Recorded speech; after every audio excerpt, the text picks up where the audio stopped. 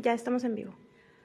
Buenas tardes, nuevamente disculpen por las fallas que hemos estado teniendo, el internet nos estaba fallando. Vamos a empezar de nuevo con la exposición. Creo que por respeto a ustedes, por respeto a la ponente, vamos a empezar desde un principio.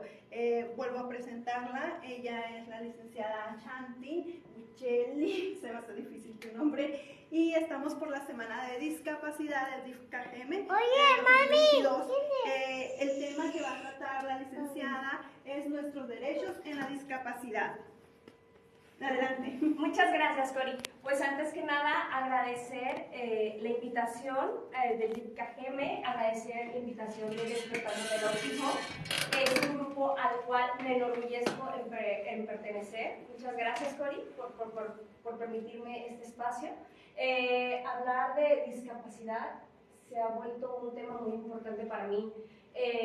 Mi hijo fue diagnosticado con autismo, entonces eso implica que la discapacidad, cuando se habla de la discapacidad en primera persona, cambia todo tu vida, ¿no?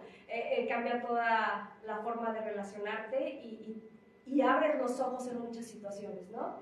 Entonces, bueno, yo soy abogada licenciada en Derecho por la Universidad de Guanajuato, tengo una maestría en Derecho Fiscal, pero a partir del diagnóstico que comento me he estado capacitando en temas de derechos humanos, en temas de no discriminación y en temas que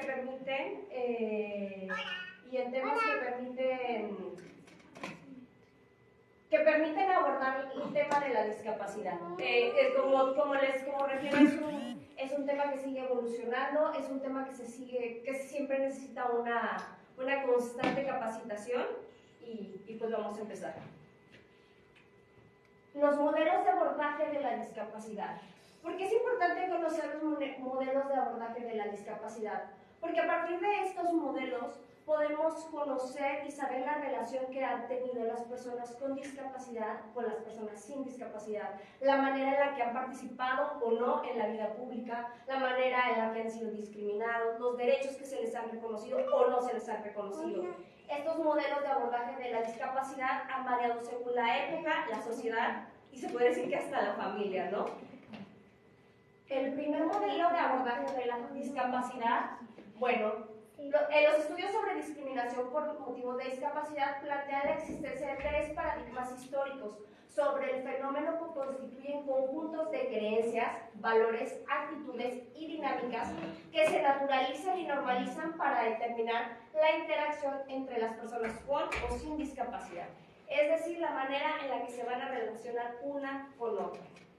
Estos paradigmas han evolucionado como consecuencia de la revisión crítica y las exigencias de inclusión, de reconocimiento que han formulado las personas con discapacidad. En el caso de la discapacidad, los paradigmas han marcado la pauta en el trato hacia las personas que pertenecen a este grupo. Es lo que les decía, las creencias, los valores, las actitudes y dinámicas que han tenido las personas sin discapacidad hacia las personas con discapacidad y la manera en la que se les han respetado o no sus derechos. Bueno, el primer paradigma con el que vamos a iniciar es el paradigma tradicional o de prescindencia, ¿ok? Este paradigma hace referencia al carácter prescindible o superfluo de las personas con discapacidad, lo que justifica su alejamiento individual y colectivo de la participación política y su confinamiento en el ámbito familiar o el ocultamiento de la sociedad. ¿A qué se refiere este paradigma? Según este paradigma, que es el histórico y el primero, las personas con discapacidad, según, no son necesarias, las personas son prescindibles, es algo que como significa una carga extra al entorno y a la sociedad, pues es más fácil alejarlas o incluso exterminarlas. Siguiendo esta definición, el paradigma tradicional o de prescindencia es el más antiguo, que considera la discapacidad un factor para prescindir o de aquellas personas con esta condición a partir de la marginación, alejarlos, el olvido e inclusive el exterminio. Se asienta la creencia de que la discapacidad es una forma de castigo divino, del cual la familia y las personas con discapacidad deben sentirse avergonzados. ¿Qué se refería, por ejemplo, en las novelas? A la persona, al malvado, generalmente al final, no sé si se dan cuenta que terminaba en una silla de ruedas, en un hospital psiquiátrico. ¿Por qué? Porque era un castigo, era algo que le tocaba por maldad, ¿no? O sea, la discapacidad es algo malo, ¿no? La discapacidad es algo malo según este paradigma, y según este paradigma es algo que te va a pasar y te va a castigar y ahora vamos. Este paradigma tradicional o de prescindencia podríamos poner en la antigua Roma y Grecia. Existía el infanticidio, por lo que se llamaban deformaciones de los niños. Era legal exterminar a esos niños. Entonces es como, uno podría creer en Grecia y en Roma antiguos. Pues aquí les presento 3 casos reales, 3 casos de la actualidad, en donde este paradigma sigue presente. Giovanna es una niña con discapacidad severa e interseccional, es decir, ella experimenta más de una diversidad funcional. Giovanna tiene una madre y un hermano, pero su discapacidad intelectual ha tenido como consecuencia que requiera cuidados permanentes y que la familia se ve afectada a su estabilidad. Al no contar con los recursos suficientes para comprar comida y medicamentos, la madre desesperada intenta matar a Giovanna. Exterminio. Un niño de nombre Israel es autista. Vivió en un bote para la basura hasta los 12 años y perdió un ojo. Fue enviado a una institución cuando las autoridades lo encontraron. Alejamiento. O sea, no se busca la inclusión, se busca alejarnos. Rosa es una joven con síndrome de Down, quien fue sometida por su familia a la esterilización para protegerla de un embarazo no deseado sin consultarle su opinión. No tienen valor, no se les escucha, entonces pues podemos vivir sin ellos, ¿no? Según este paradigma. Lo que más me sorprende de este paradigma es que uno podría decir, sí, Roma, o fue hace mucho, pero la realidad es que convivimos en esto y todavía para muchas personas es vigente, ¿no? Paradigma tradicional, castigo divino, debe ocasionar vergüenza en la familia, por eso el ocultamiento, generar rechazo, marginamiento, aislamiento y exterminio. Está fuerte, ¿no? Luego, el otro paradigma, este paradigma surge después de la Primera Guerra Mundial, en el que es el paradigma médico-asistencialista o de rehabilitación. Aquí ya va como suavizándose la cosa, ¿no? Según este paradigma, la discapacidad se concibe como una anomalía o una deficiencia fisiológica respecto de la normalidad que deben corregirse desde la medicina y las terapias de rehabilitación. El problema es ubicado en la condición física de las personas con discapacidad exclusivamente, por lo que las alternativas de solución sigue la línea médica y se considera que ellas son pacientes cuya autonomía o expresión de su voluntad es secundaria frente a las decisiones de los médicos o del personal de salud que busca curarles o rehabilitarles. ¿A qué se refiere eso? La discapacidad como una enfermedad. Las personas con discapacidad son las que se tienen que curar. La sociedad, la normalidad, la sociedad estamos bien, estamos normales. Entonces la persona con discapacidad es la que tiene que curarse, y a partir de su rehabilitación o su cura es cómo va a ser, si va a funcionar o no en la sociedad. O sea, la carga se la dejamos a la persona con discapacidad. Pues no está tan bien como, no está tan mal como el otro, pero tampoco no podemos todavía como cantar victoria, ¿no? En comparación con el modelo de prescindencia, el abordaje médico presenta una mayor probabilidad de supervivencia y un mejoramiento de la calidad de vida de las personas con discapacidad. ¿Por qué? Porque se basa en tratamientos médicos, en tratar una rehabilitación. Hasta ahí creo que coincidimos todos que está bien, ¿no? Pero existe una tendencia a su institucionalización, es decir, a alejar a las personas en centros de atención médica, con lo que se les excluye de la vida de la comunidad y de acceso a diversos derechos. Como que cuando se trata de personas con discapacidad en el paradigma médico-asistencial, pues lo que predomina es un derecho a la salud, ¿no? Vamos a buscar que se cure, vamos a buscar que pueda rehabilitarse, para que él se pueda incorporar a la sociedad. Ojo, pues aquí hay muchos problemas, ¿no? Porque las personas con discapacidad no solo tienen derecho a la salud, tienen cualquier derecho como cualquier otra persona. Entonces, aquí nos vemos como pacientes nada más, como que con pacientes que su capacidad de decisión no vale la pena tomar en cuenta. Nosotros vamos a decidir con ellos porque están enfermitos, porque pobrecitos. O sea, eso es lo que nos lleva a este paradigma. Sí se debe de mejorar, sí se debe de trabajar, sí se deben de realizar las terapias, nadie dice que no, pero también debemos de tener mucha atención en cómo se maneja este tipo de paradigma. Bueno, aquí es como un resumen: paradigma médico-asistencial, caridad, compasión. El problema está en la persona. Las personas con discapacidad deben de esforzarse para integrarse. Y bueno, vamos al modelo de derechos humanos o modelo social de la discapacidad. Este paradigma considera que las causas que originan la discapacidad son sociales, que son el resultado del desarrollo de una sociedad que ignora a las personas con discapacidad.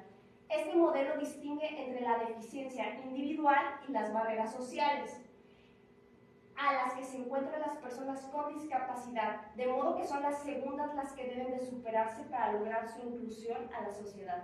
Es decir, la deficiencia individual de la persona no es lo que se debe de curar, no es lo que se debe de mejorar.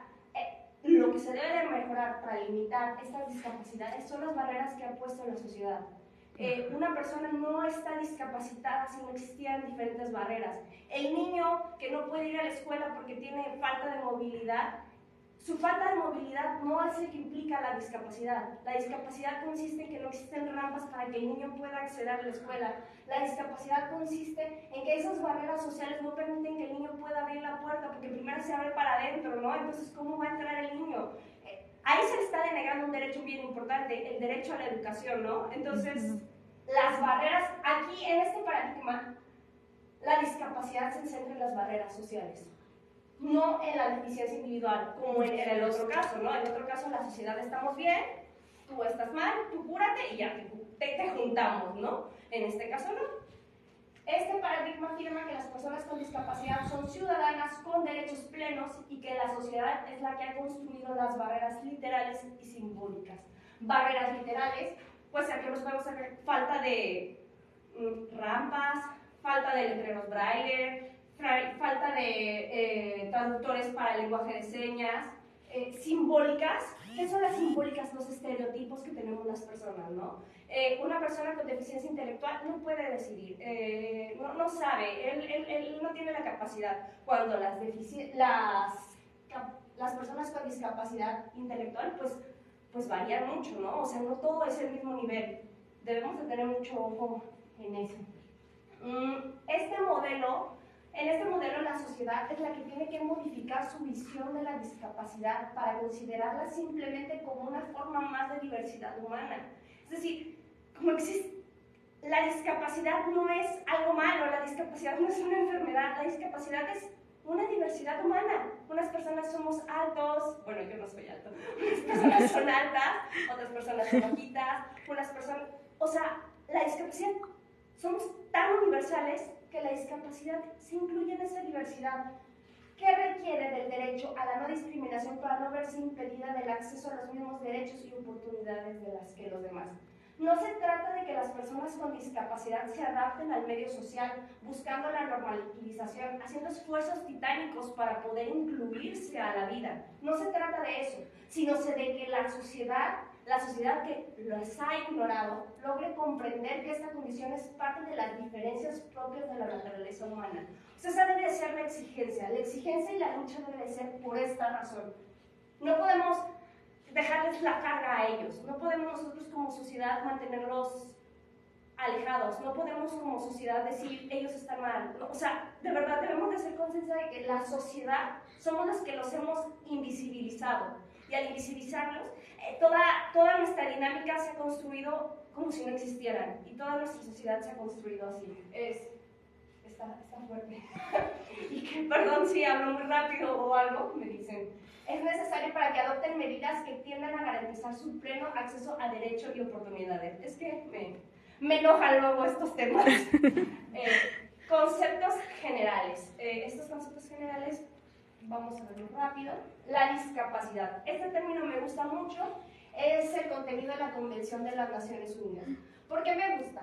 Porque la discapacidad es un concepto que evoluciona, es decir, nunca se ha visto de la misma manera como lo hemos visto, siempre ha tenido sus diferentes rasgos, ¿no? A veces se ha visto como algo malo, como un castigo, a veces como una enfermedad, y ahora se ve como barreras sociales. Y que resulta de la interacción entre las personas con deficiencias y barreras debido a la actitud y al entorno. Volvemos a lo mismo. La discapacidad no está en las personas, la discapacidad está en las barreras sociales que hemos puesto como sociedad. Y estas barreras sociales evitan su participación plena y efectiva en la sociedad en igual de condiciones que las demás. ¿A qué me refiero con evitan su participación? Las personas con discapacidad pueden ir a la escuela, las personas con discapacidad pueden realizar actividades sociales, actividades políticas, pueden realizar todo. Y si no las pudiera lograr, ¿por qué son? Son por las barreras que ha puesto la sociedad que no permite que participen en igualdad de condiciones que las demás personas. Por eso me gusta mucho este término. Personas con discapacidad. Una de las formas en que se puede adecuar progresivamente esta perspectiva de derechos humanos es utilizar un lenguaje adecuado. Durante mucho tiempo las palabras y el lenguaje que se han adoptado para nombrar y dirigirse a las personas con discapacidad han sido términos que trastocan la dignidad y la infantilizan. Esto infantilizan, híjole, bueno, lo vemos después porque sí también me da mucho. Por ello, en la elaboración de la convención, las personas con discapacidad tuvieron una participación y decidieron que el término más adecuado para dirigirse y cualquiera que tenga alguna discapacidad es persona con discapacidad. O sea, persona con discapacidad. ¿Qué se antepone? El término persona. Antes que nada, son personas. Se antepone el principio pro persona. Es como que hay que tenerlo bien consciente. Aquí vamos a ver un pequeño videito. Ay, chis. Aquí está. Este está muy bien, pero me gusta mucho.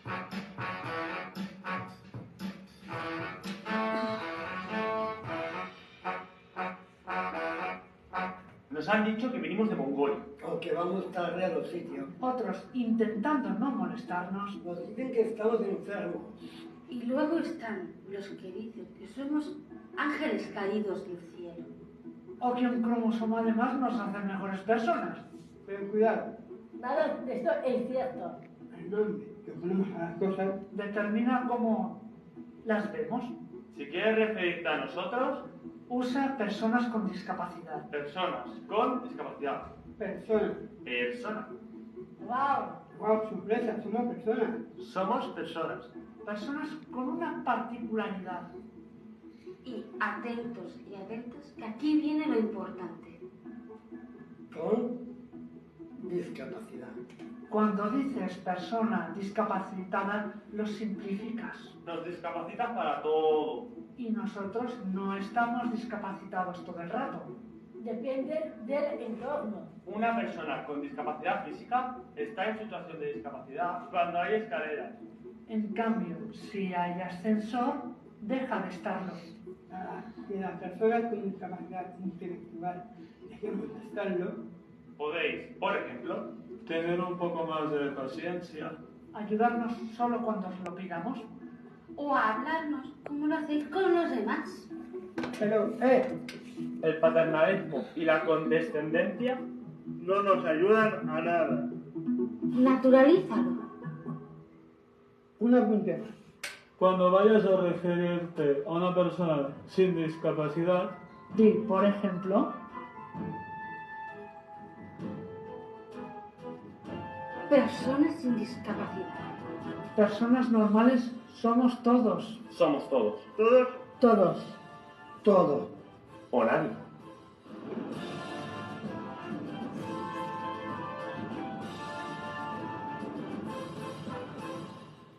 Bueno, continuamos con la presentación.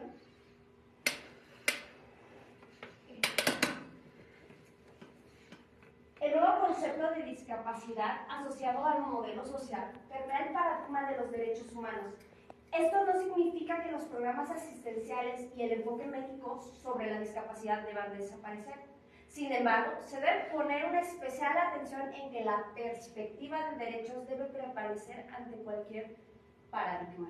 Es obligación del Estado asumir un enfoque de derechos humanos en todas las acciones que realizan para proteger la autonomía y dignidad de las personas con discapacidad. Personas con discapacidad, estos porcentajes no son del todo certeros. ¿Por qué? Porque en los países, en las sociedades, aún no se ha podido establecer realmente una universalidad de decir esto es una persona con discapacidad, esta definición es una persona con discapacidad, pero pues más o menos haciendo estimaciones, de acuerdo con la ONU, aproximadamente el 15% de la población mundial vive con discapacidad. En México, de acuerdo con el Censo de Población de Vivienda del 2020, hay 6.179.890 personas con discapacidad, lo que representa un 4.9% de la población del país.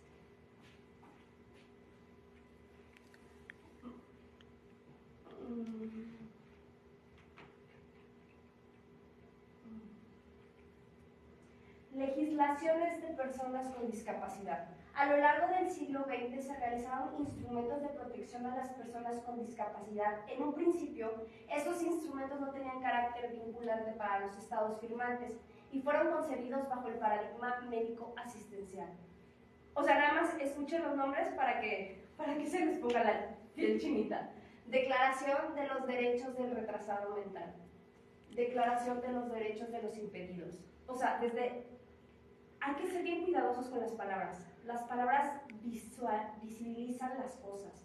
Y si no las nombramos como son, o sea, si no vemos esto, o sea, si no lo escribimos tal cual, nos damos cuenta de dónde estamos parados, ¿no? Bueno, 1971, no fue hace tanto, ¿no? O sea, ¿cómo hablar de retrasado mental de impedidos, no? Está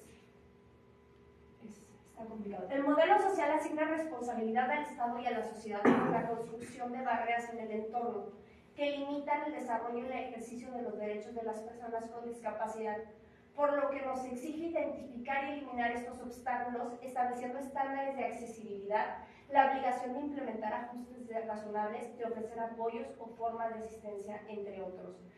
El Estado está obligado a vigilar el pleno derecho de las personas con discapacidad. ¿Cómo se hace eso? A través de la eliminación de las barreras. Se escucha muy bonito, eliminar las barreras es complicado, debe de ser algo progresivo, pero constante, progresivo, pero constante, progresivo, pero constante. Nosotros como ciudadanos debemos estar vigilantes de que el Estado cumpla esta misión, de que el Estado cumpla con la eliminación de esas barreras. No podemos dejar que las cosas continúen así. El artículo 1 de la Constitución Política de los Estados Unidos Mexicanos refiere: todas las autoridades en el ámbito de sus competencias tienen la obligación de promover, respetar y proteger la garantía de los derechos humanos. Esto comprende los derechos de las personas con discapacidad. Gracias al marco constitucional, se firmó en 2008 la Convención sobre los Derechos de las Personas de Discapacidad. ¿A qué se refiere con que se firmó? Aunque ahora, con esa firma, esta convención es vinculante para el Estado mexicano. Es decir, el Estado mexicano debe emitir normas y leyes que vayan en consonancia con lo que refiere esa convención. Vamos a ver un poquito esta convención porque esta sí es como súper importante. La Convención sobre los Derechos de las Personas con Discapacidad es de septiembre del 2006. En ella se instauran como finalidades y establecen como obligaciones para los estados la eliminación de barreras para el ejercicio y goce de los derechos y la participación efectiva de las personas con discapacidad en condiciones de igualdad. Esta convención fue el primer instrumento internacional que contó con participación directa de gran número de personas con discapacidad. Ya se les tomó en cuenta, ya se les escuchó, porque siempre se legislaba o se tomaban las decisiones a partir de nuestra experiencia. Y pues, ¿cómo vas a tomar una decisión a partir de tu experiencia para otra persona? O sea, lo primero es como tener una escucha activa y ver cuáles son sus necesidades. En la convención participaron directamente gran número de personas con discapacidad. Estos son los principios generales de la Convención. El respeto de la dignidad inherente a la autonomía individual, incluida la libertad de tomar las propias decisiones y la independencia de las personas, la no discriminación, la participación e inclusión plenas y efectivas en la sociedad, el respeto por la diferencia y aceptación de las personas con discapacidad como parte de la diversidad y condiciones humanas, la igualdad de oportunidades, la accesibilidad, la igualdad entre el hombre y la mujer, el respeto a la evolución y facultades de los niños y niñas con discapacidad y de su derecho a preservar su identidad. Aquí vamos a ver un pequeño videito también que refiere al respeto de la dignidad inherente, pero sobre todo a la autonomía individual de las personas. Porque, híjole, es bien difícil luego. Nunca piensas que va a llegar este momento.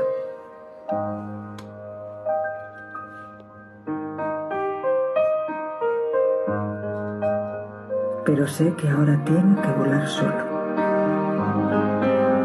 Y voy a estar ahí apoyándole. Artículo 19. Derecho a vivir de forma independiente y a ser incluido en la comunidad. Las personas con discapacidad intelectual tienen derechos reconocidos por la ONU. Es de ley. Estamos acostumbrados a tomar decisiones... Si algún día alguien rodara una película sobre mi vida, ¿qué tipo de...? A tomar decisiones y a tomar planteamientos desde lo externo.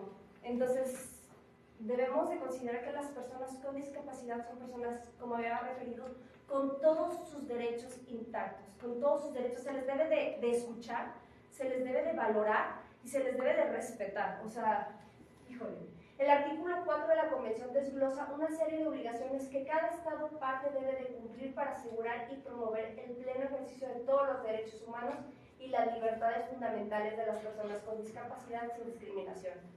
Cuando el Estado mexicano firma en 2008 la Convención, se obliga a cumplir estas acciones para promover y asegurar el pleno derecho de todas las personas, y más de las personas con discapacidad. Para llegar y cumplir lo referido en la Convención, para avanzar con su cumplimiento, el 30 de mayo del 2011 fue promulgada la Ley General para la Inclusión de las Personas con Discapacidad, en la que se establecen obligaciones específicas a cumplir para eliminar estas barreras y para hacer efectivos los derechos de las personas con discapacidad. Sujetos obligados según la ley. En el ámbito de sus competencias, a las dependencias, entidades paraestatales, órganos desconcentrados, a la administración pública, a las autoridades, tanto en los diferentes órdenes de gobierno, federales, estatales, municipales, a los organismos autónomos, a los poderes del Estado, el Poder Ejecutivo, Legislativo, Judicial, todos están obligados al cumplimiento de estas obligaciones. También prevé un programa de sistema de consenso, que es el que va a vigilar la observancia del cumplimiento de las obligaciones y las responsabilidades de cada autoridad. Algunas de las acciones que el Estado mexicano está obligado a realizar y establecer son las acciones afirmativas. Es decir, las acciones afirmativas, ¿por qué surgen? Porque no es cierto que la justicia debe ser igual para todos. Históricamente existen grupos que han sido discriminados y que necesitan de acciones afirmativas que permitan que sus derechos sean en igualdad de condiciones. Es como un peldaño que deben de subir, que debe de generar el Estado para que esas personas puedan acceder a todos los derechos. De lo que se advierte que la perspectiva de discapacidad se debe de incorporar a todo el quehacer gubernamental y en lo abierto y al uso público. Las medidas afirmativas deben ser temporales, especiales, específicas. Consisten en acciones preferenciales, pero deben de ser objetivas y racionales. No son nada más porque sí deben de ser. En materia electoral, por ejemplo, existen las cuotas de género, es decir, como la vida de la participación política de la mujer, pero también ya existen cuotas en materia de personas con discapacidad, en materia de personas de la comunidad, en materia de personas del grupo de afroamericanos. deben de cumplir una cuota. Esto es para garantizar, para que esa desventaja histórica que han tenido pueda ser superada y que puedan tener acceso a los derechos que la ley le otorga. O sea, pero eso sí, no pueden ser permanentes, deben de ser temporales. Cuando se cumple el objetivo y el fin de por qué se crearon, se deben de eliminar. Prioriza grupos discriminados, permite el acceso a derechos, son temporales, especiales y específicas. Eso es una acción afirmativa. Bueno, la ley también obliga a los particulares que presten servicio, ya sean personas físicas o morales, que presten algún servicio turístico, algún restaurante, algún banco, a que realicen adaptaciones para que las personas con discapacidad puedan acceder a estos bienes y servicios que ofertan. Por ejemplo, en el banco, ¿no? Luego hay casos en los que la persona debe de ir a firmar personalmente, pero la persona se encuentra en cama porque no puede moverse. Y el banco dice, no se puede. El banco tiene la obligación de realizar los ajustes necesarios para que la persona pueda tener acceso a esos derechos. O sea, los particulares que prestan algún servicio deben de estar obligados también, bueno, están obligados por ley a cumplir y adoptar medidas para incluir a las personas con discapacidad. Está en ley, o sea, no es un acto de buena voluntad ni de buena onda, está en ley y debe de ser así. Derechos de las personas con discapacidad. Aquí, pues, como referí, ¿no? Derechos de personas con discapacidad son todos. Derechos políticos, derechos sociales, derechos a la salud, derecho a la educación. Pero estos que me voy a referir son los que luego impiden que esos derechos sean efectivos, o sea, se vean materializados, ¿no? Entonces vamos a ir con el primero, que les va a sonar muy familiar, la accesibilidad. La accesibilidad es la meta consistente en que no existan barreras que impidan a las personas con discapacidad acceder en igualdad de condiciones con las demás personas al entorno físico, el transporte, la información, las comunicaciones, incluyendo los sistemas de tecnología, la información y las comunicaciones, y a otros servicios e instalaciones abiertos al público.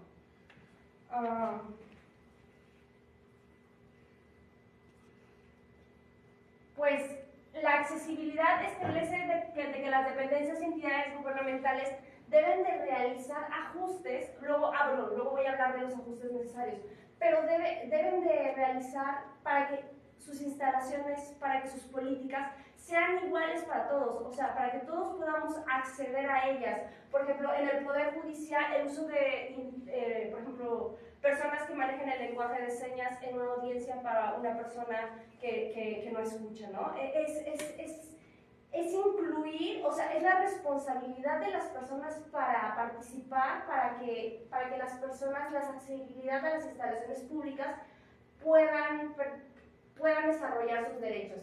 De acuerdo con dicha ley, algunos elementos que garantizan la accesibilidad de la infraestructura son el uso de señalización, facilidades arquitectónicas, tecnológicas, información, sistema braille, lenguaje de señas, ayudas técnicas, perros guías u otros animales. Los ajustes razonables. La Convención prevé la obligación de proporcionar ajustes razonables. Muchas veces, por ejemplo, cuando un edificio público está por abrirse y se va a construir, pues ¿qué debe de ser? Debe de tener las medidas que la ley prevé para generar una accesibilidad, ¿no? Debe de tener rampas, o sea, debe de crearse en función a eso ya. Pero ¿qué pasa cuando un edificio pues ya está, ¿no? Ya es viejo? Pues se deben de hacer ajustes necesarios para que las personas puedan acceder a dichos servicios sin tener ninguna complicación. Estas son adaptaciones y modificaciones que no impongan una carga desproporcionada cuando se requiere en un caso en particular para garantizar a las personas con discapacidad el acceso en igualdad de condiciones.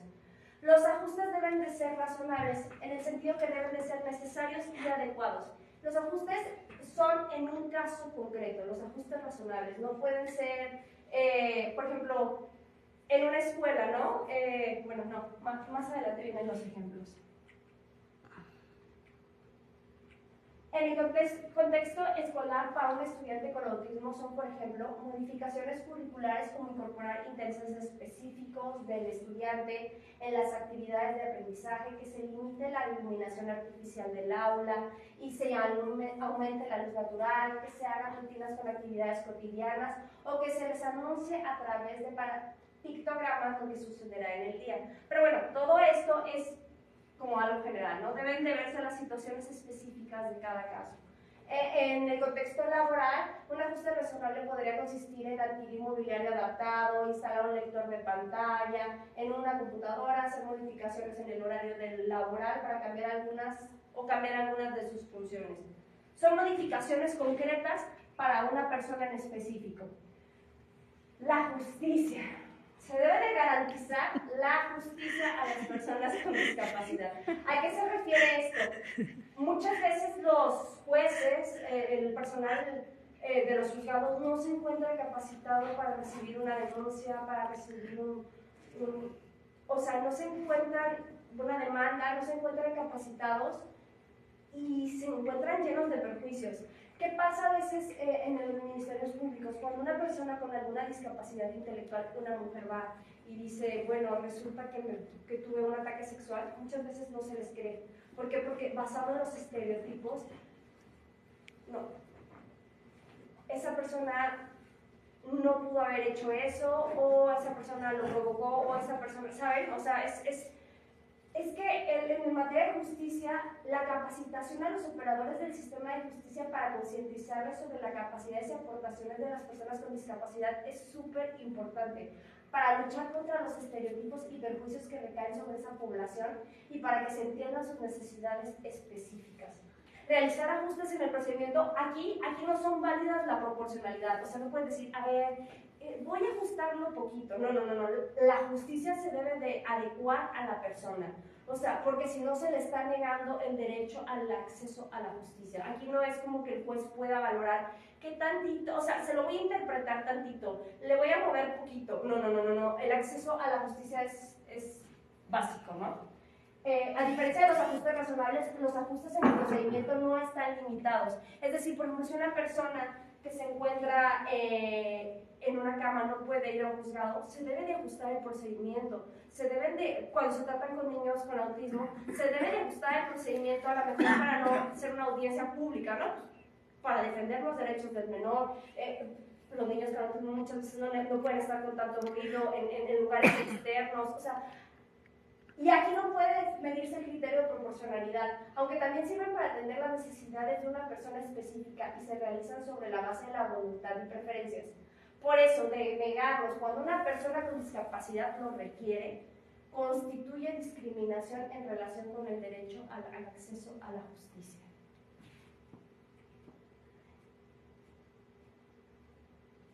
Implica que se eliminen las barreras actitudinales a las que frecuentemente se enfrentan las personas con discapacidad. Este es el ejemplo que les ponía. Las sentencias de lectura fácil son un ejemplo de accesibilidad en materia de justicia, ¿no? Los estados, según la convención, tienen la obligación de hacer accesible la información y documentación. ¿Cuántas veces no nos ha tocado leer un documento legal y decir, ¿qué dice? O sea, porque vienen palabras que, pues a veces hasta como abogado dices, ¿qué? No, o sea, la justicia es para todos, la justicia no solo es para las personas que estudiaron derecho. ¿Qué debe de hacerse? Unas sentencias de lectura fácil. Estas sentencias de lectura fácil son una obligación. O sea, todo lo que yo les estoy diciendo aquí no es un acto de buena voluntad de parte del juez. O sea, no es que se trate de un juez buena onda que vaya a hacer una sentencia. Es obligación. Es obligación atender a las características particulares de las personas con discapacidad. Es obligación ver sus características y sus necesidades para actuar en función de ellas.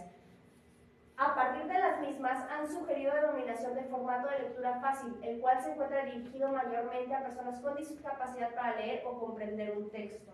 Se realiza bajo un lenguaje simple y directo. Es recomendable emplear tipografía clara, con un tamaño accesible y que los párrafos sean cortos y sin justificar.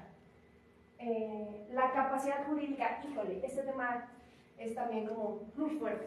El estado de interdicción según la ley, son las personas que tienen incapacidad natural y legal. Según la ley, los menores de 18 años tienen un estado de interdicción, es decir, necesitan tutores para su actuación.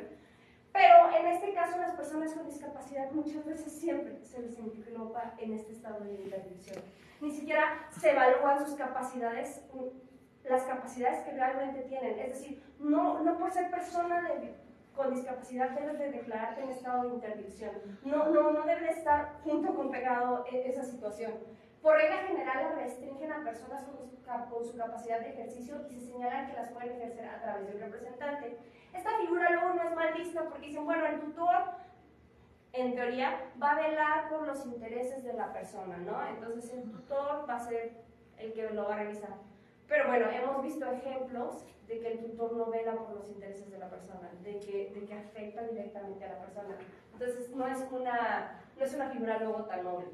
La ley hace suposiciones sobre las habilidades y deficiencias de las personas. El estado de interdicción presupone que las personas con ciertas deficiencias o diversidades funcionales carecen capacidad para tomar decisiones. Estereotipos. Una persona con discapacidad intelectual no es capaz de decidir. No, o sea, a veces ni nosotros mismos somos capaces de decidir determinadas cosas. Esta interdicción muchas veces es un diagnóstico, que se llega con el diagnóstico. Las discapacidades no son iguales en todas, no son iguales en todas las personas, no son del mismo nivel, no son del mismo grado. Se llega con el diagnóstico para declarar en estado de interdicción a una persona y se le dice, bueno, pues, el juez lo pasa con un psicólogo, con alguien que tengan en el juzgado, 15 minutos. En 15 minutos, ¿quién va a poder declarar si una persona es apta o no para tomar decisiones? Ojo, aquí es como bien grave, ¿no? Bueno, a mí me parece como bien grave. El estado de interdicción muchas veces es conocido como muerte legal, porque tú ya no tienes esa capacidad de tomar decisiones. Los códigos civiles y las leyes de familia en México varían las fórmulas sobre quiénes son las personas que pueden ser declaradas en estado de interdicción. Esta es una de las listas de las características que las aluden. Aquí nada más chequen nomás los nombres. Y está en ley, está en códigos civiles. Personas disminuidas o perturbadas en su inteligencia.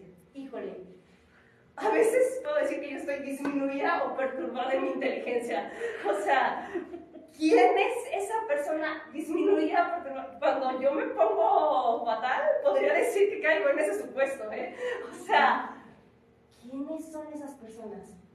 Y luego, cuando hablamos privadas de su inteligencia por locura, idiotismo o imbecilidad, aun cuando tengan intervalos lúcidos. O sea, chéquense lo que dice la ley, ¿sí saben cómo?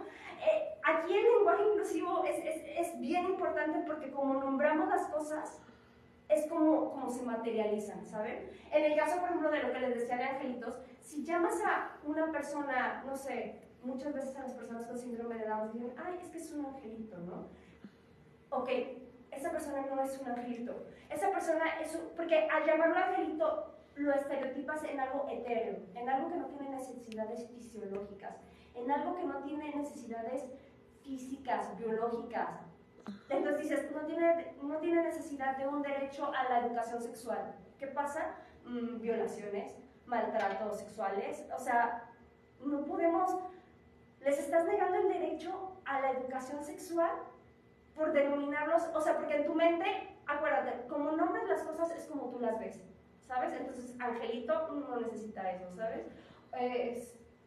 O el cojito, porque crees que es la manera correcta de decirlo, porque si lo dices, como es algo malo, y si lo dices en chiquito, pues ya no suena tan feo, ¿no? Entonces, no, ojo, o sea, no es correcto, debemos de empezar a cambiar la manera en cómo nombramos las cosas, debemos de ser bien responsables en eso, y la ley debe de adecuarse a la realidad. Con el derecho pasa algo muy chistoso, bueno, no chistoso, pero pasa algo, el derecho evoluciona como evoluciona la sociedad, pero la sociedad muchas veces evoluciona mucho más rápido que el derecho. Entonces el derecho va, la sociedad va así y el derecho va así, ¿sabes? Como súper lento. Entonces, pues, ¿qué tenemos que hacer como sociedad? Exigir esos cambios, exigir esa evolución, exigir esas denominaciones no deberían estar en ningún código. O sea, es una realidad, creo que coincidimos todos que nombrar a alguien idiota, o perturbado de inteligencia, no es correcto. Son personas con discapacidad, ¿sabes? O sea, hay que dejar bien claro eso. Y en la capacidad jurídica siempre se les ve afectado. Podemos observar que además de que las mayorías de sus expresiones son peyorativas, las distintas formulaciones de los códigos civiles y las leyes de familia del país afectan directamente a las personas con discapacidad como destinatarias de una restricción de su capacidad de ejercicio. Con la restricción a la capacidad jurídica se niega a las personas con discapacidad el derecho de tomar algunas o todas las decisiones con relación a su propia vida. ¿Esto por qué es importante? Porque esta figura es muy intrusiva en la vida personal de las personas. Es como cuando te empiezan a decir, tú no decidas esto, tú no decidas lo otro, que empiezas a disminuir tu capacidad de decisión. O sea, llega un momento en el de que la profecía se ha hecho realidad, porque ya no eres capaz. Entonces, con esta figura, eso es lo que pasa. Es una figura intrusiva de la vida privada y se presta a que haya abusos. Esto afecta negativamente su personalidad y su desarrollo, pues una vez que la persona es catalogada como incapaz, sucede que ella misma comienza a dudar de su capacidad y a creer que diversas decisiones están fuera de su control, lo que suma al hecho de que es común que su voluntad y preferencias pronto empiecen a ser ignoradas al ser no consideradas relevantes. Entonces, bueno, la consulta y la participación. Históricamente no se ha consultado a las personas con discapacidad para ver sus necesidades. Entonces, la Convención también obliga a esta consulta y a esta participación. El lema, las personas con discapacidad se han organizado y han dicho, bueno, nada de nosotros sin nosotros. No puedes legislar nada, no puedes decidir por mí, volvemos a lo anterior, ¿no? Nada de nosotros sin nosotros. Las personas con discapacidad han reclamado ser escuchadas y tener un papel central en los asuntos que les concierten. Si vas a decidir en qué es lo mejor para mí, yo te puedo decir qué es lo que yo necesito, ¿no? Es como claro. Las autoridades deben de realizar consultas y no como una formalidad o como un gesto simbólico o como una acción de benevolencia hacia las personas. No deben de realizar consultas que verdaderamente se les permita aportar, tomando en cuenta los resultados de las consultas y después informándoles las decisiones que se tomaron de esas consultas. O sea, no nada más que escuchamos y bueno, ya te escuchamos, gracias por participar y nosotros resolvemos lo que nosotros queremos. No, deben de ser resoluciones efectivas y no es un acto de buena voluntad. Los mecanismos para la protección y defensa del derecho a la igualdad y la no discriminación. Ya casi terminamos, no se preocupen. Estos mecanismos, bueno, todos escuchan muy bonito el nombre, ¿no? Todos escuchan muy bonito y van a decir, bueno, ajá, sí. Pero luego, ¿cómo se aplica? Porque la realidad es que, bueno, lo podemos vivir cuando las mamás, o sea, ni siquiera la discapacidad, cuando te haces una carriola y quieres andar por la ciudad, imposible. No es posible porque no está adaptado. Deben de ser personas que no pueden caminar, personas que necesitan silla de ruedas. Esas barreras siguen. O sea, es una realidad que las barreras físicas y las barreras intelectuales siguen en nuestra sociedad. ¿Qué podemos hacer? ¿Qué mecanismos de protección para la defensa de los derechos a la igualdad y a la no discriminación existen? Bueno, la ley habla de dos mecanismos. Eso es muy importante. El discriminar no es asunto de buenos modales. El no discriminar no es asunto de buenos modales, de caridad o beneficencia, sino es una cuestión de derechos. Todas las personas tienen garantizado este derecho en diversos instrumentos jurídicos nacionales e internacionales. Las leyes mexicanas, los tratados internacionales de los que México ha firmado. La lucha por la igualdad y la no discriminación debe darse en varios terrenos: en la educación, en la cultura, en la familia, en las prácticas institucionales y en el ámbito del derecho. Es como básico.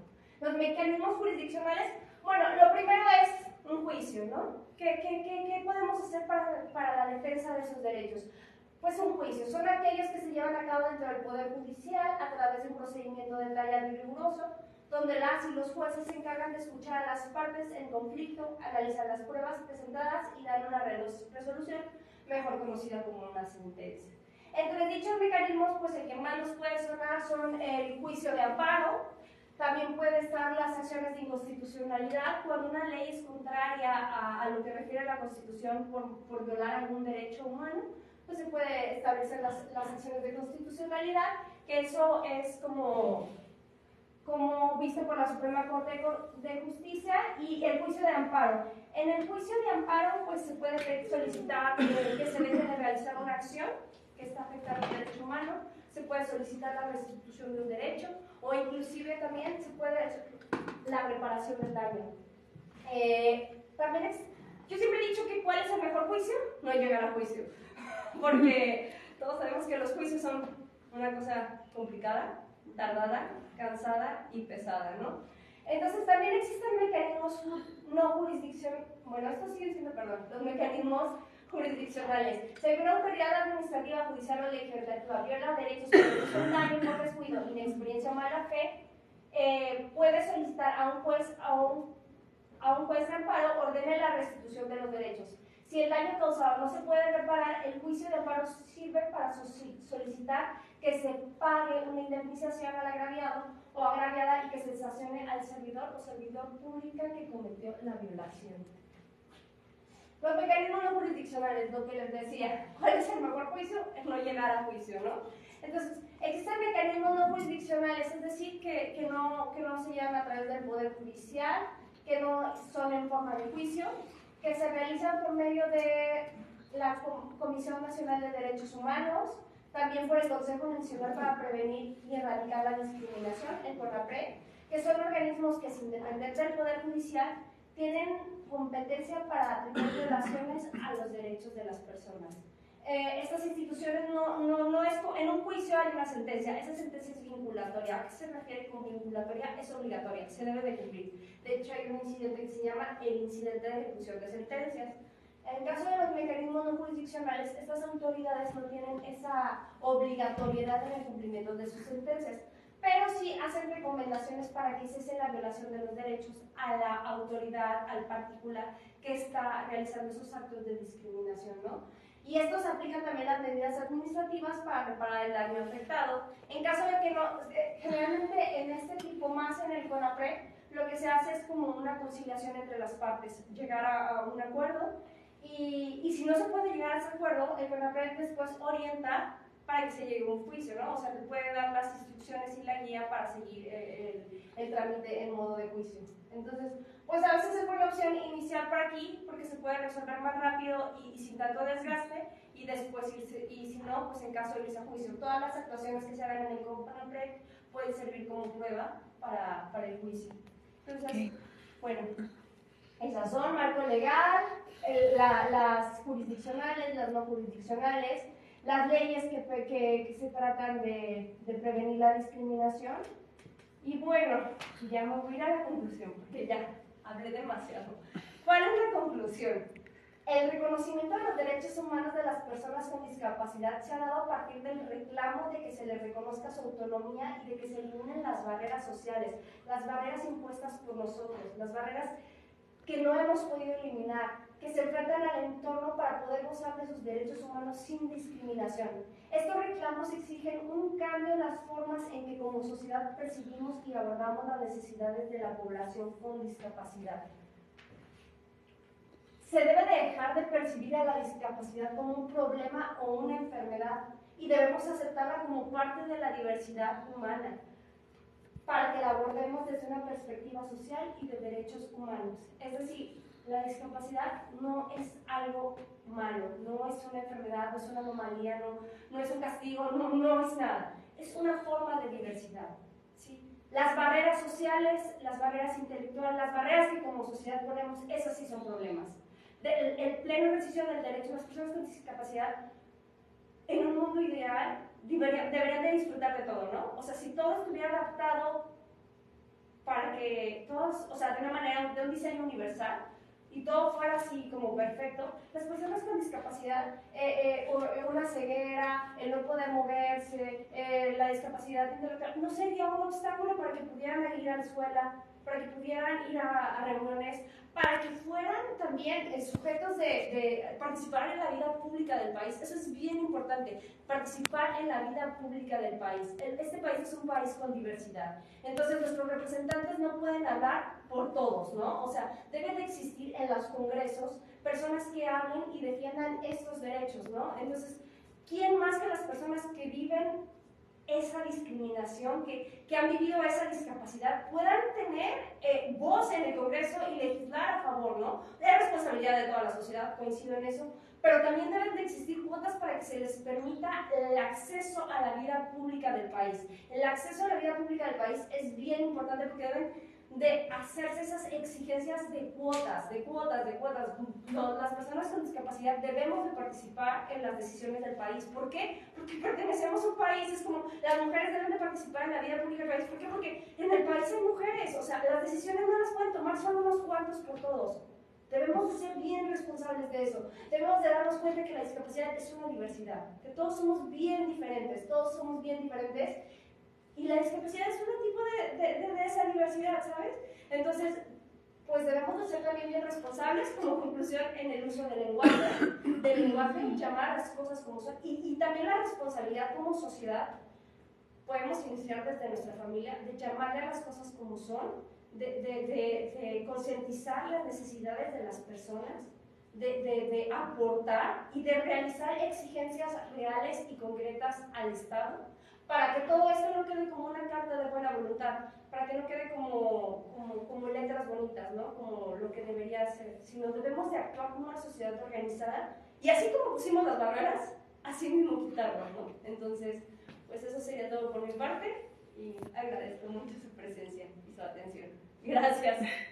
Ashanti, tenemos varias preguntas por aquí por el chat, y no sé si los que están presentes tengan alguna pregunta. Ay, Dios mío. ¿Tienen alguna pregunta aquí en la sala?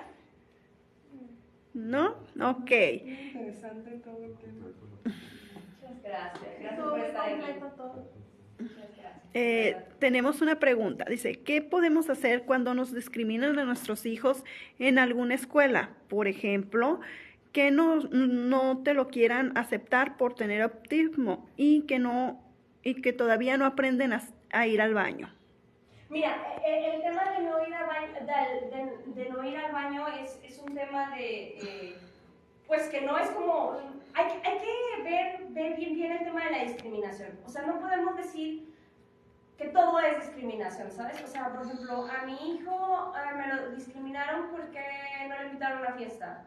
Pues la persona que hizo la fiesta tiene derecho a decidir quién va a su fiesta, ¿no? Entonces hay que ser muy cuidadosos en eso.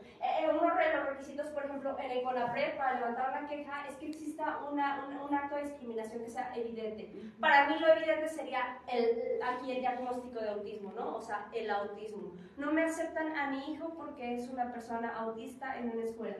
¿Qué puedo presentar? Una queja ante CONAPRED. Entonces, en esa queja tú tienes que demostrar, pues, que no te lo están aceptando, ¿no? O sea, pero no creas que la carga de la prueba te surge a ti completamente como particular.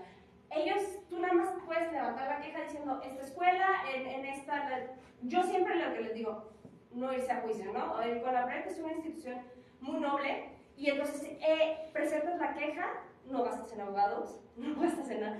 Y ellos tienen la obligación de dirigirse, en caso de que si fueran particulares o fuera una escuela de gobierno, pueden acceder a las dos, llamarlos y exigir que ese acto de discriminación se elimine, que se pare. O sea, sí existen guías y métodos para acceder a eso, y una de ellas puede ser una queja ante CONAPRED para demostrar ese acto de discriminación. Pero te digo, me refiero más al tema del autismo, ¿sabes? No al tema del pañal. O sea, ¿por qué están discriminando a mi hijo? Hay que ser muy claros. O sea, hay que diferenciar bien estas dos situaciones. Ok. Dice, me tocó una mamá que me consultó que en el kinder donde quería meter a su hijo con autismo, le decían que era necesario que lo medicaran para poderlo tener ahí. En estos casos, ¿qué se puede hacer?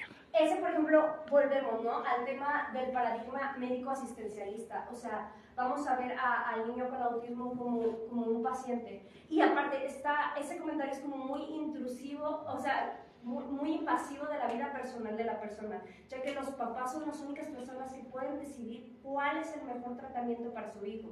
O sea, una escuela no te puede decir que lo deben de medicar o no lo deben de medicar. Entonces, ahí yo creo que también aplica una queja ante el CONAPRED por un acto de discriminación, por no permitirle el acceso a la educación al niño bajo su condición de autismo, ¿no? O sea, y aparte con una exigencia adicional. También esto es un tema muy fuerte, ¿no? Por ejemplo, en el caso de las maestras, ¿cómo se les llama?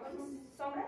Siempre les digo espejos, algo diferente. Las maestras que se les exige, ¿no? O sea, si tú quieres que tu hijo participe en esta escuela, necesitamos que tenga una. Entonces, eso ya está declarado por la Corte como inconstitucional. Porque para un papá con un niño con autismo o con algún tipo de discapacidad, las cargas económicas ya son muchas. O sea, creo que lo sabemos varios de aquí. Entonces, agregarle otra carga a eso, el Estado no puede agregarte más cargas, al contrario, debe de estar eliminándotelas, ¿no? Entonces, el Estado o la escuela no te puede obligar a medicar a tu hijo, el Estado o la escuela no te puede decir, tienes que hacer esto es de la vida personal, y el Estado no se puede involucrar en esa vida personal. El principio de legalidad, la autoridad puede hacer todo lo que está permitido, el particular todo lo que no le está negando, ¿no? Entonces, el particular tiene facilidad de acción en muchísimas cosas.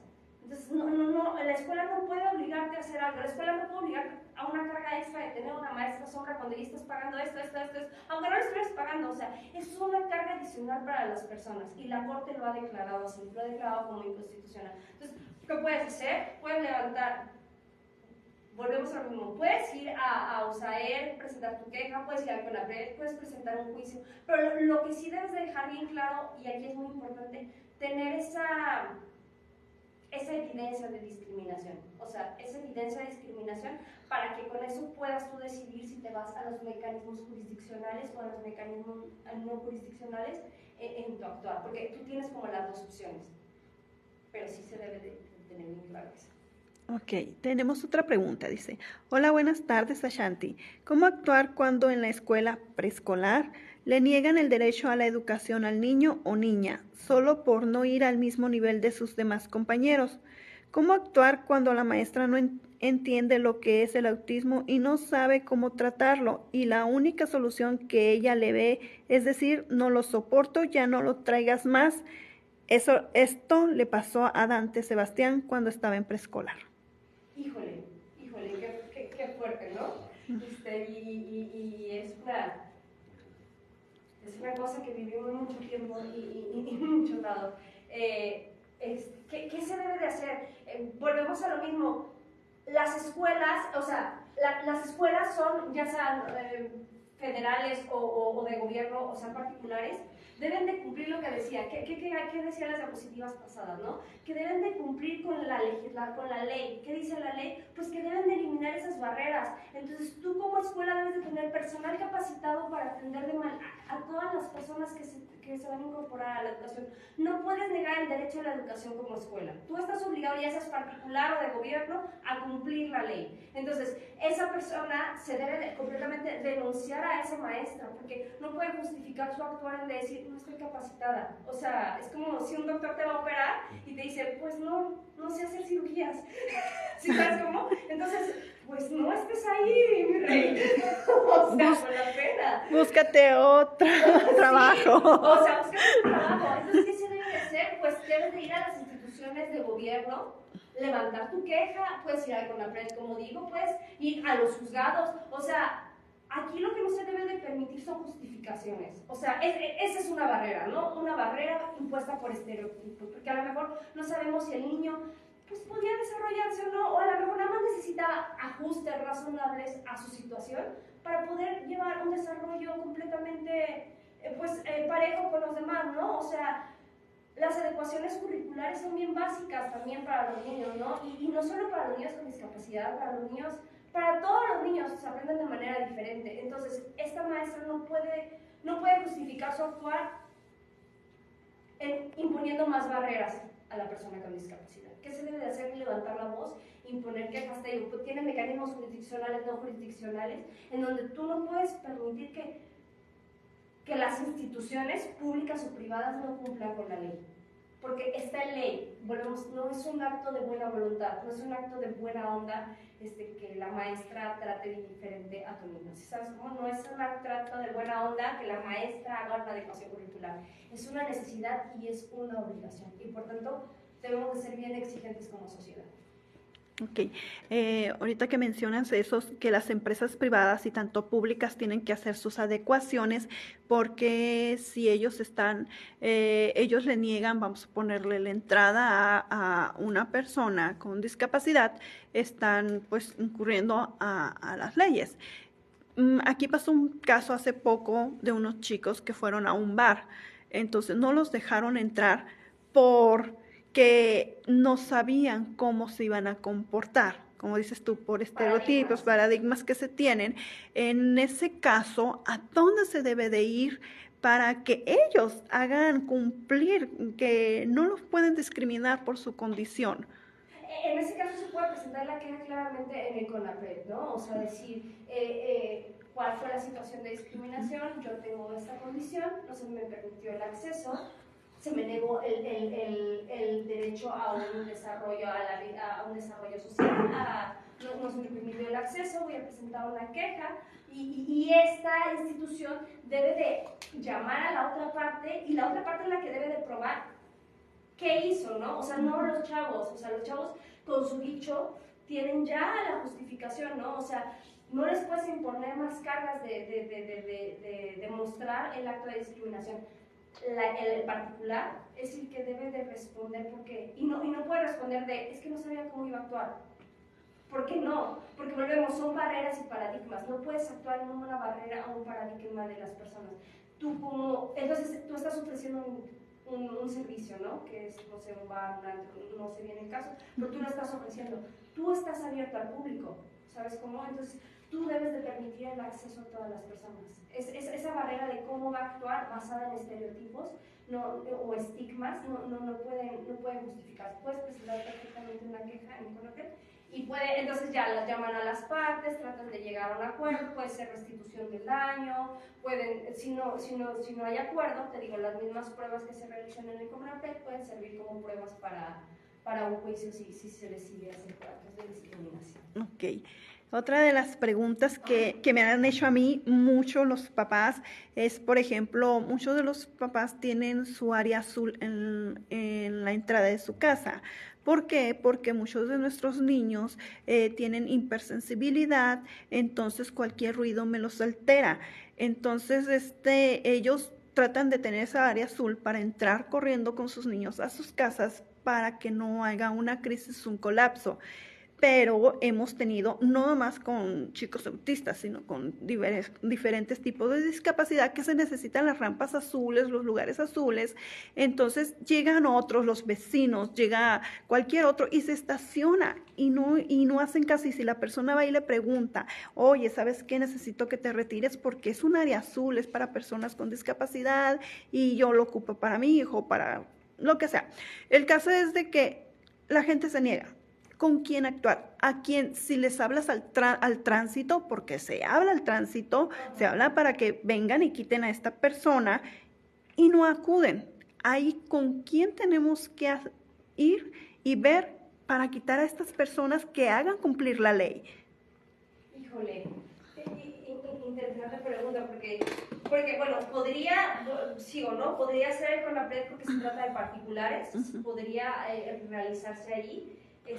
Pero yo creo que podría ser un juicio también, un juicio de amparo para que se le restituya ese derecho que tú estás planteando, ¿no? Esta área, para que en este caso sí sería la restitución, ¿no? Porque sí se puede salvaguardar ese derecho. Entonces, pues en primera, la exigencia de las autoridades municipales, ¿no? O sea, las autoridades municipales, la autoridad de tránsito como responsabilidad, como responsable vial de la situación, debe de responsabilizarse de esos actuares. Y si no lo hace, también ellos, o sea, no solo es contra los vecinos, ¿sabes? Como también es contra ellos, porque también ellos están ignorando la creación de esa barrera, la creación de esa, la violación, la perturbación a ese derecho, ¿no?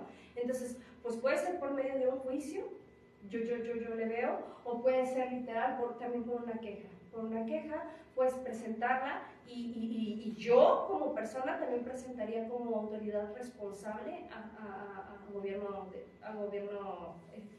pues de la ciudad, el gobierno municipal. A gobierno municipal, y pues a los vecinos, ¿no? El CONAPRED actúa en actos de administración y actos de particulares, entonces podría caber ahí. O un juicio también, como refiero, en donde solicitan la restitución de ese derecho de Ok, muchas gracias, Ashanti. Espero que haya quedado resuelto esa pregunta que nos hacen mucho a nosotros. Es complicado. Sí, es complicado. Es un tema que, como decimos, ¿no? Estamos evolucionando. Es un tema que, híjole, que cuesta trabajo y como autoridades, como referimos, muchas veces no se encuentra en esa capacitación. O sea, por ejemplo, en este caso, tránsito debería de resolver de otra manera. Gobierno municipal debería de capacitar a todos sus funcionarios para que actuaran de otra manera en esa situación, ¿no?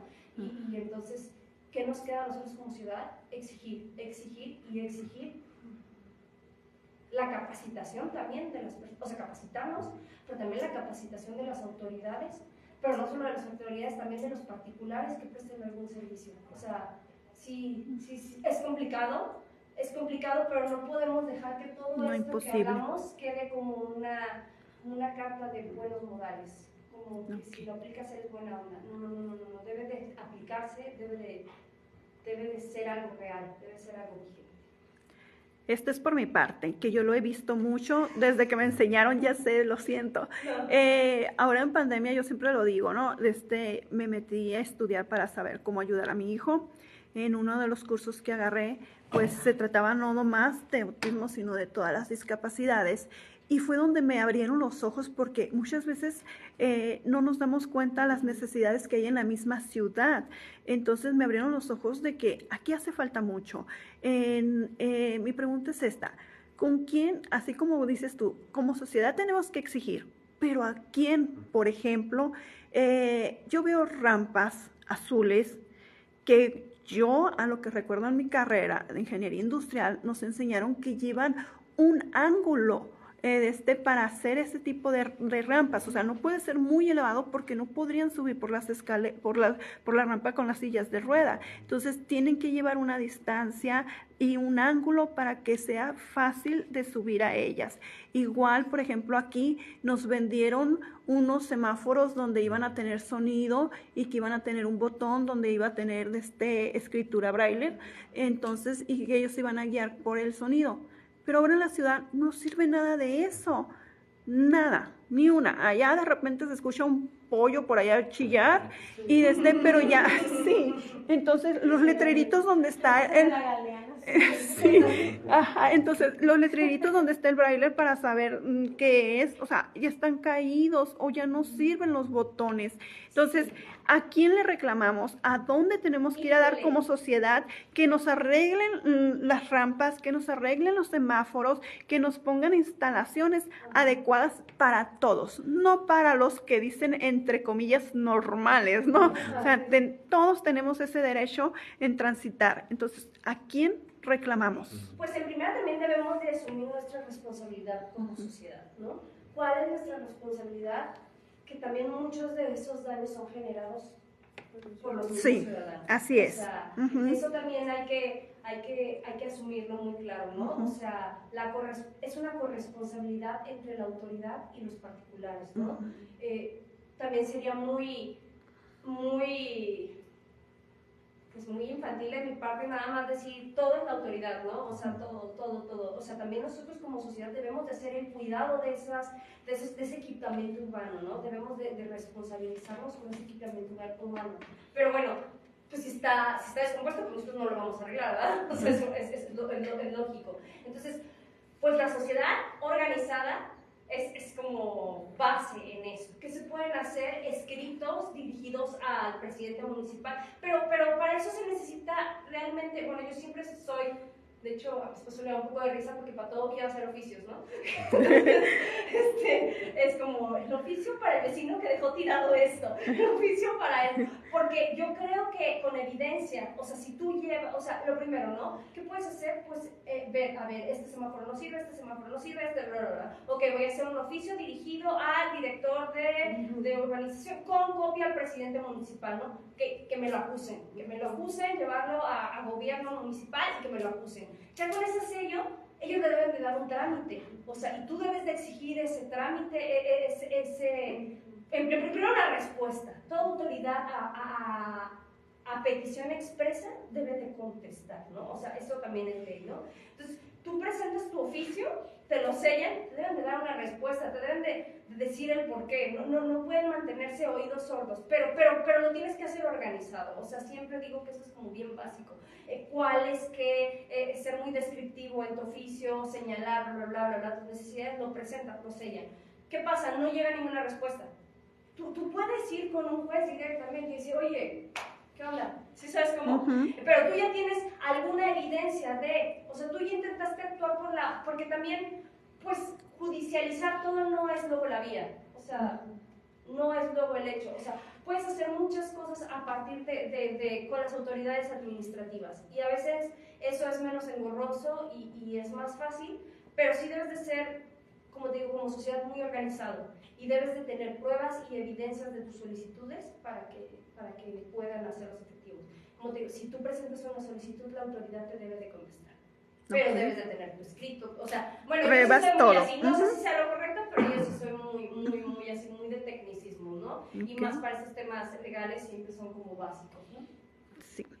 Tenemos otro comentario aquí. Dice, de acuerdo con usted, maestra Shanti Buccelli, el concepto de discapacidad debe cambiar, así como se debe visualizar, más que como un problema, como una situación de la vida que nos da la oportunidad de apoyar como sociedad y en la sociedad.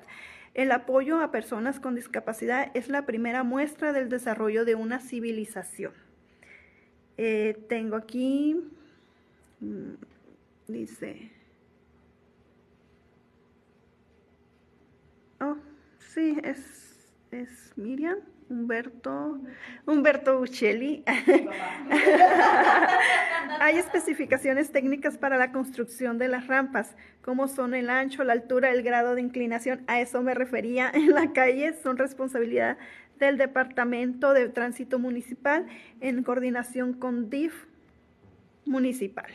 Sí. Así es, a eso me refería. Yo recordaba muy bien que ahí por una materia que nos dieron de tanto de las rampas como las sillas, todo tenían, las escaleras tenían especificaciones, especificaciones. Entonces sí me ha tocado ver en empresas también privadas, donde, o sea, la rampa, o sea, es para un carro 4x4, súper elevada. Las empresas privadas se rigen mucho por las normas mexicanas. No sé si han visto, certificado por la NOM, no sé qué números, ¿no? O sea, son varios números. Y esas normas mexicanas señalan directrices para cumplir en materia de personas con discapacidad, en materia de no discriminación, para que puedan hacerse efectivos los derechos y eliminarse esas barreras. Ok. Espero que haya quedado muy claro y cualquier cosa estoy a sus órdenes y sobre todo agradecer su presencia. ¿Tienen algún comentario más? ¿Algún comentario más que quieran hacerle a la licenciada? No, todo muy claro y muy completo. Agradezco mucho su presencia. Y muy interesante todo. Es muy importante para mí. Gracias por su atención. No, gracias a ustedes. Porque luego es pesado y luego con tantas letras, es complicado, pero pues muchas gracias por estar aquí, muchas gracias a los presentes, a los que nos acompañaron por medio de línea. Gracias por estar presente con la ponente, gracias a la ponente, que es la licenciada Shanti Buccelli. Muchas gracias. Gracias por estar aquí. Nos vemos en la próxima charla, que es a las 4:30 de la tarde. También va a ser transmitida en vivo. Gracias y nos vemos después. Gracias a todas las personas que se conectaron. Gracias a ustedes por estar aquí. ¿Le finalizo? Sí.